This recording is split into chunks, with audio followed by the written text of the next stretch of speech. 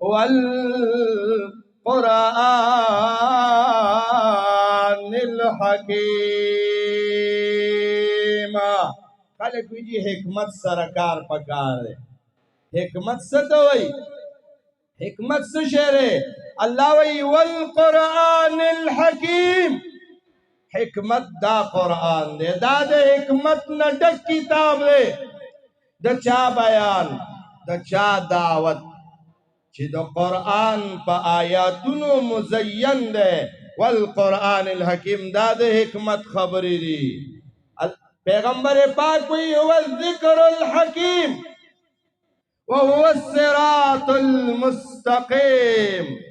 دا دا اللہ طرف تا نیغ لار دا تجی پینز وقت مانزکی لاس پنام باندے اللہ تولاڑی اہدنا الصراط المستقیم.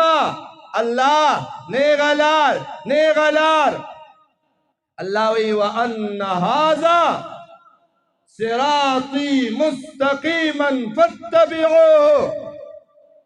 اللہ یزما بندگانو دا قرآن ماتا نیغ لار راغلے دا فاتبعوه. دے قرآن پسے ور پسے روان شا. دا قرآن دا زان امام کا دا دا زان مشر کا دا دا زان پیشوا کا دا دا زان رہبر کا دا دا زان مقتدا کا.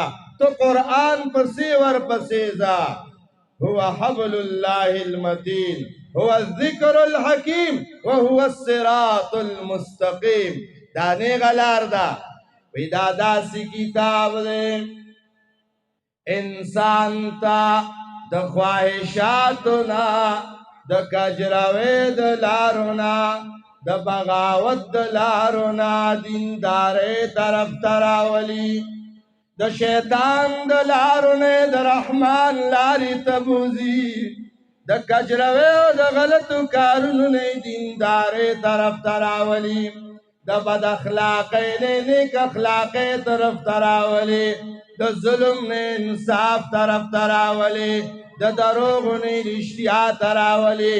دا زنا نے عفت طرف تراولی. اللہ اللہ لا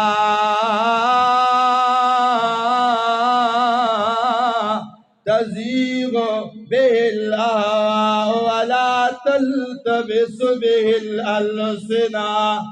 وی دادا سی کتاب دے دا قرآن یو معجزہ واورخا ناشنا معجزہ را. دا قرآن دا آیات دا که پا اخبار کی لکلے شوی پا یو کاپے کی لکلے شوی پا یو کاغذ بانے پا دیوال بانے اے نور لکائی باور سرے. خود دے قرآن دا اعجاز دے چلر نبا دا آیات پڑقیگی تا تبا دا آیات سان خی چیزو دا قرآن آیات دے. کدا اخبار کے دے کدا پا دیوال بائی لکلے شوے دے کدا پا کاغذ لکلے شوے دے.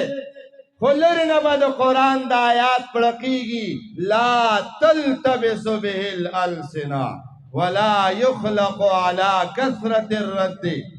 اے دو دنیا کتابوں یو زلدی ویلے مزہ بدر کی دویم زل چوے بیا مزہ نشتا دریم زل چوے ربدی موڑی تینا. لیکن دادا سی کتاب دے سمرے چوے لا خون را پریدی سمرے چوے لا مزہ در کئی. دا سورہ فاتحہ تا با سمر زل اوریدلی سمر زل بتا پخپل بانی ویلی الحمدو. خوچے بیا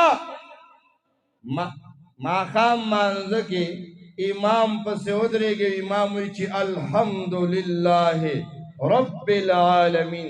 وید آستا زڑور سر باغ شکنا تازہ شکنا تا خو پخپل بانی مازیگر دا ویلی را ماسپخین دے ویلی را امدا سی وی اس بیا امام الحمد شروع کا ستا ایمان ور سر بیا تازہ کی گی خوند لدر کئی مزد لدر کئی.